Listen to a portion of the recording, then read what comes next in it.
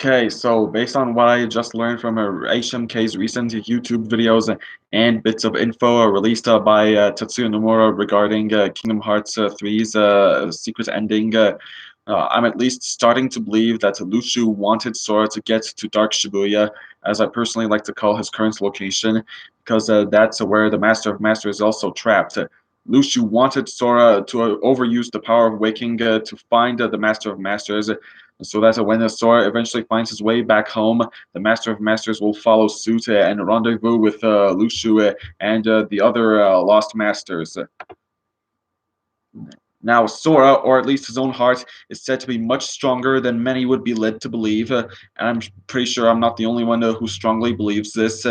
So he's the ideal pawn for Luxu to get into Dark Shibuya and get back out. And Young Xehanort, who is allegedly in on this plan, purposely withheld certain details about the power of waking, not telling Sora what price exactly there is to pay for using the power of waking so much to keep Sora from figuring out what Luxu's after. Luxu and or Young Xehanort perhaps even blackmailed Yen Sid into not doing all in his power to keep Sora from having to abuse the power of waking, or at least not even warn him about the consequences thereof.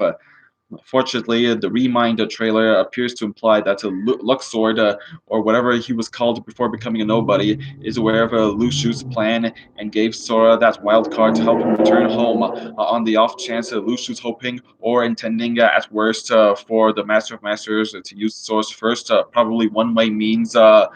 escaping Dark Shibuya and leave him trapped in there forever. Only time will tell now how much of what I just said is going to come true in the next year or two or three tops. To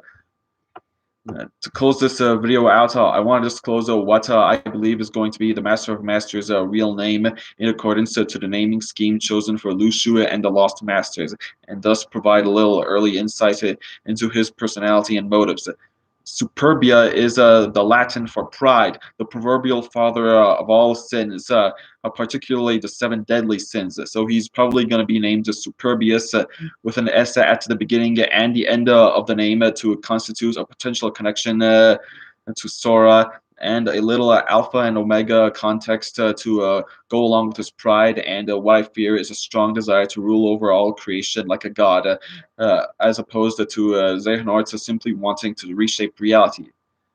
So now, is it any wonder why he's called the Master of Masters?